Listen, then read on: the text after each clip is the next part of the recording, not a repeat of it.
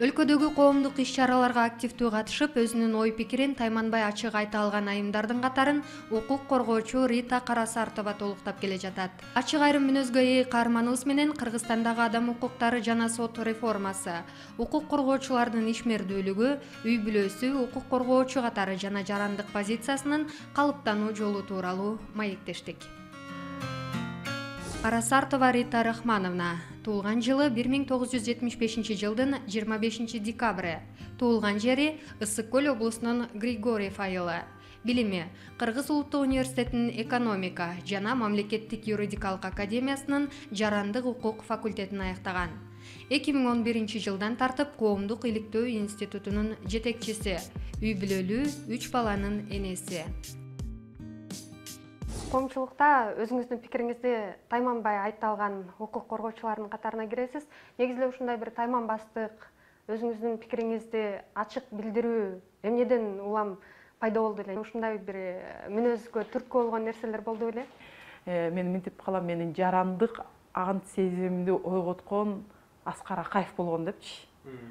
Анткени себеби мен өзүм 16 жыл жана окууну бүткөндөн кийин эле Кыргыз Улуттук университетинде, азыр Жусуп Баласагын атындагы университет деп айтылат, ошол жерде иштеп калгам. Аскар Акаевдин кызы, тун кызы депутаттыкка ошол аттанганда, Бермет Акаева. Анан ошондо кандай бир мындай сезим болгондо мендечи, эмне студенттер бул малыбы? Баланчаны шайла десе эле шайлай бергендей. Жок, студент бул прогрессивдүү, өзүнүн оюн билген, кандай бир калктын катмары. Ошону биз далилдешибиз керек. Биздин жетекчилик айтса эле, биз баарыбыз тура калып эле, очередке туруп эле ошол кишини шайлабай, ар бир өзүнүн оюн билдириш керек деп, балдардын арасында иштегенде кандай? Мен, например, башка талапкерлерге деле иштеген эмесмин. Ал туура эмес, ал жаман, анын деңгээли жетпейт деп айткан эмесмин. Анткени чынын айтканда Бермет өзү жакшы жактан билим алган, тарбиясы деле жакшы болсо керек, мындай андай деле претензиям жок болчу да, но бирок бизге өйдө жактан айтып атат, ошону биз добуш берелик дегенден алыс болуп туруп, анан студенттерге келгенде мен мынтип пропаганда жүргүзгөм да. Силер кимге ишеним артасыңар, ошого галочка коюп туруп чыга бергиле деп. Анан кичине коркутуу да болгон, чын айткандачы. Окуудан кетирип ийебиз, дагы нерсе деп. Ошондо чындыгын айтканда мен канчалык деңгээлде ушундай чоң саясатка аралашып кеткенимди мен өзүм билбептирмин. Ушундай да бир жакшы сөз бар экен.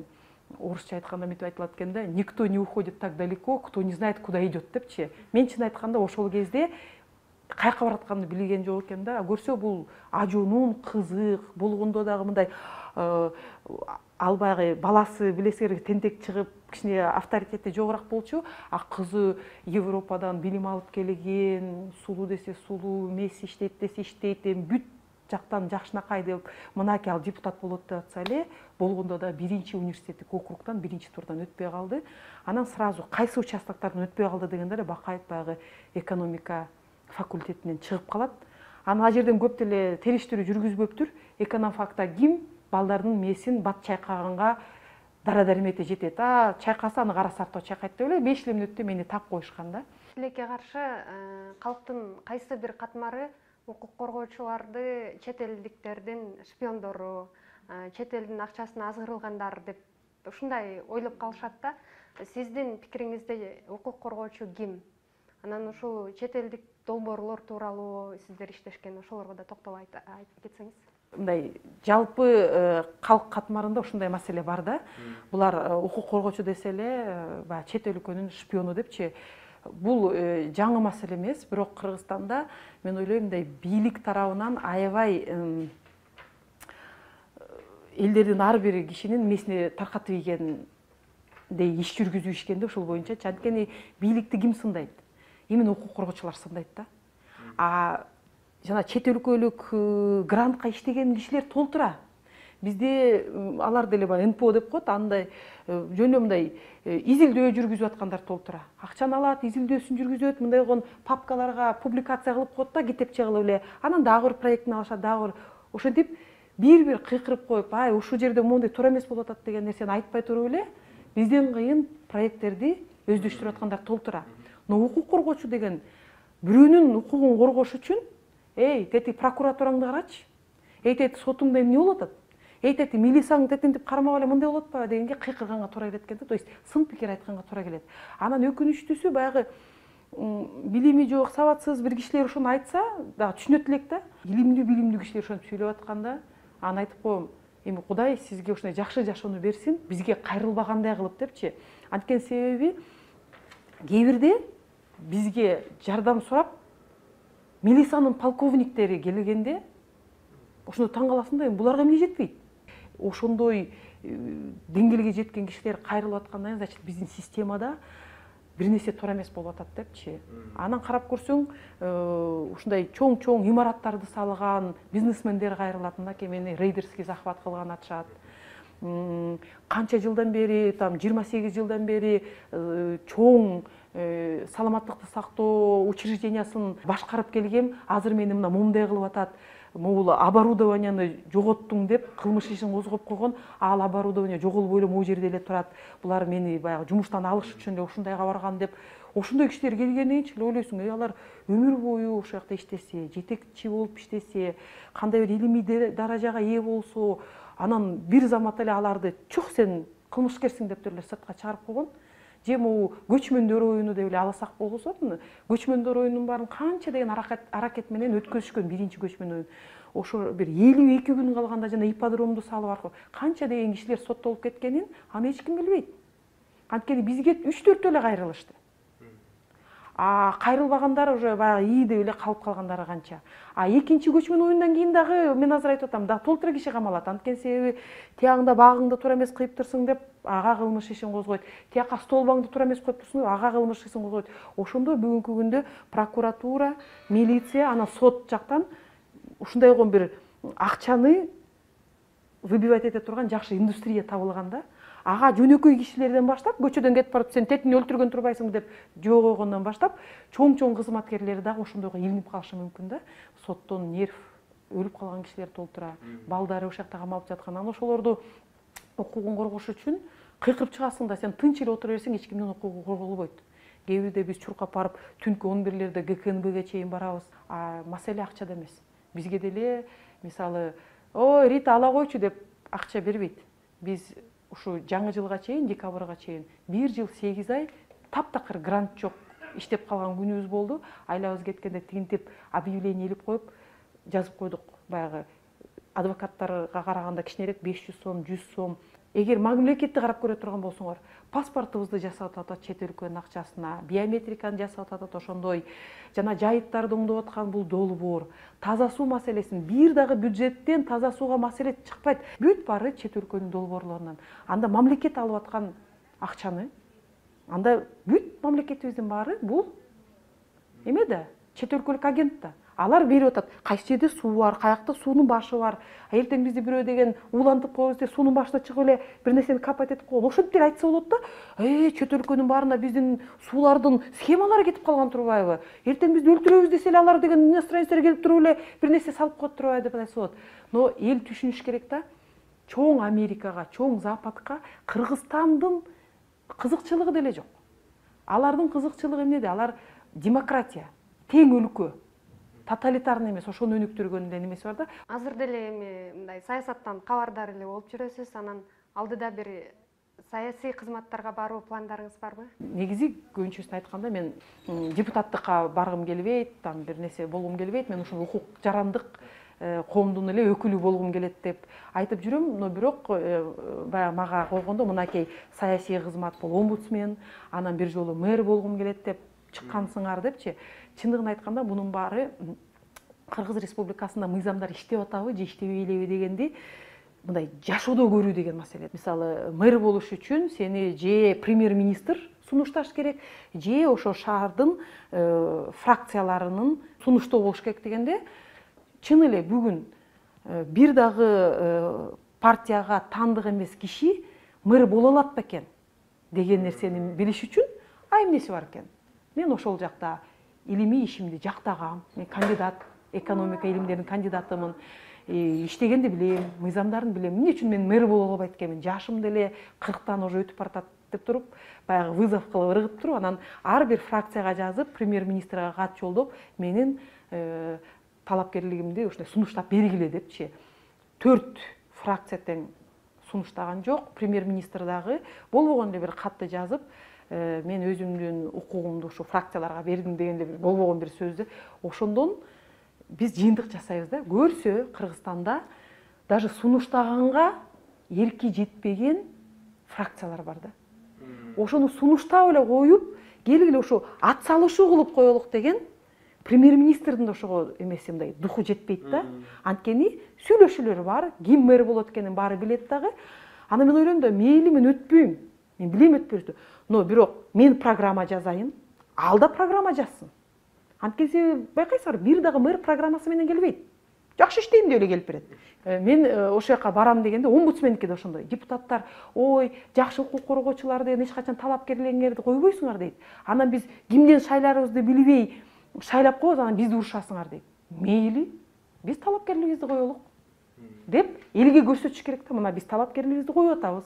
Иштегенге бышып жеткенбиз. Аркабызда укук коргоо жаатында иштеген тажрыйбабыз бар. Тандайт бекен деген маселе да. Анан жана саясий оюндун аркасы менен шайланбай калганда, бул дагы элди кандай бир бүгүнкү болуп аткан саясий оюндарга көзүн ачуу да. Да, бир жалпы суроо бергим келип атат. Кыргызстандагы адам укуктарынын, анан сот реформасынын абалы кандай деп айта аласыз? Бүгүнкү күндө адам укуктары сакталыш жагынан абал начарраак. Мен мындай алыс мөөнөттү салыштырмалуу айта албайм, анткени себеби чыныгы укук коргоо жаатына келгениме мына жакында эле 5 жыл болду. 2011-жылы 22-июнда биз ушундай чоң жыйын кылып, укук коргоочулар чогулуп, келе ушундай эме түзөбүз деп түзүлгөнбүз. 5 жыл бул кичинекей эле мөөнөт.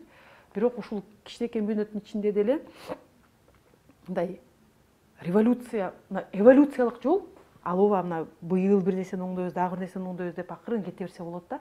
Революциялык жол бул кичине башкача жол да. Революциялык жолдо бүт реформаларды ыкчам, бат, тез жасап бүтүш керек экен да. Анткени күтүү чоң. Мына биз революцияны жасадык, эртең биз өзгөрүүнү уже күтүп атабыз. А биздин бийликке келгендер андай идеяларды башында вынашивать эткен эмес. Алар ойлошту да, тигил кетип калды, биз келип баягынтип умеренно жашасак эле баары оң болуп кетет экен деп. Элдер эле калды. Эч ким жаңы идеяларды киргизген жок. Анан караса, сонун система курулган. Чөнтөгү акча түшүп турат экен, балдарыңдын келечегин обеспечить этип, бузгусу келбей калат экен да бийликке келгенден кийин эле. Ошон үчүн бүгүнкү күндө сот реформа жөнүндө айта кете турган болсок, бул аябай узак мөөнөткө созулуп кетти. Мындан мурунку парламенттен жана эң маанилүү иштелип чыккан мыйзамдарды караганга жетишпей калган, биринчи окуудан өткөзүп эле ошондон 5-чакырылыш кетти. 6-чакырылышта коалициялык көпчүлүк СДПК менен бир болгону менен көз карашы ар кандай, билим деңгээли ар кандай кишилер келген. Андан сырткары деле мындай маселе бар экен да, саясий соодалашуу деген. Ошентип отуруп, сен мага, мен сага деп отуруп, мыйзамдардын арасында кыргыздарга кереги жок мыйзамдар деле өтүп кетиши мүмкүн.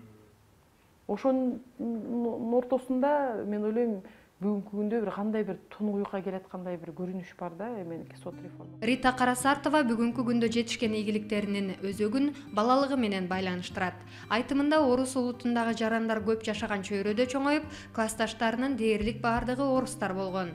Балким кыргыз мектепте окусам мен да созулган кыз болмокмун деген укук коргоочу бүгүнкү деңгээлге жетүүмө балалыгым, мен чоңойгон чөйрө, анан албетте ата-энемдин тарбиясы, кулк мүнөзү таасир берди дейт. Баса белгилеп кете турган жак бул атамдын мүнөздөрү, атамдын басып турганы, кылган аракеттеринен улам чыкса керек. Анткени ал өзү аябай ушундай чынчыл. Анан ошо чынчылдыгы менен да өзү айылда аксакалдар сотунун төрагасы болчу. Ушундай айылда бир чатак, чыр бир нерселер чыкса, ошол жака барып койгула, мындай кылбайлыкпы, тиндей кылбайлыкпы деп баягы данакерлик жайы бар болчу. Ошондон улам ойлойм, ана мындай тың жагым балким мамамды тартса керек, анткени папаша кичине мындай жошураак болчу. Тыңдык жагым ошо мамамдын кичине мүнөздөрүнөн бар болсо керек да. Жумушуңуздан сырткары коомдук окуяларга, акцияларга активдүү катышып жүрөсүз, анан үй бүлөгө көңүл бурганга убакыт табылабы? Негизи акцияларга мен кээ бирде даже балдарымды дагы ошол жака сүрөп алгам да. Мен үй бүлөгө убакыт аздыгынан улуу балам эмки жылы институтту аяктайт. Ал ошондой дебатный движениянын президенти болуп, андан сырткары ошондой көп мындай коомдук жана марафон, ден соолуктарды чыңдоо дагы бир нерсе дегендерге көп катышып, өзү ошондой нерселерди алып жүрүп өтөт. Анын аркасынан эле эмки жылы кызым мектепти аяктайт. Ал дагы ошо жанагы Красный Крест полумесяцта волонтер болуп, жетим балдардын үйлөрүнө барып, ошолорго жардам берип, алар менен кандай бир проектлерди жасап, силер өзүңөргө ишенишиңер керек деп ошондой акцияларга көп катышып, ал да ошондой жактарда жүрөт. Жолдошум менден мурун эле ошондой мындай саясатка аралашып жүргөн. Ошон үчүн да үй бүлөбүз менен 3 балам бар, кичинекей мектепте, ал кичинекей баары эле ошондой активдүү позицияны алганда. Анан үй бүлөгө десек, үй бүлөдө көбүнчөсү мындай эмгек менен тарбияланганбыз да. Мисалы, огородубуз чоң. Давай сен күзгү кийимиңди баскан турган акчаңды өзүң табасың, теттиги жердин баарын жасап деп бөлүп берип койгонбуз. Балдар өзлөрү оокаттарын жасап, өзлөрү кичинекейинен баштап эле акчанын кандай табылып, анын баркы кандай экенин билишет. Институтка барганда дагы жөн эле студент болбостон улум окуучу балдарды ОРТге даярдап, физика, математикадан ОРТге даярдап, өзү мугалим болуп, студент болуп жүрсө дагы өзүнүн баскан турган акчаларын өзү табат. Кызымдыкы да ошондой. Ошон үчүн үй бүлөлүк мындай эмелерибиз иш менен өтөт да. Келгиле могул оокатты чогуу жасайбыз деп бир нерселер жасасак, но андай убакыттар чынын айтканда аз.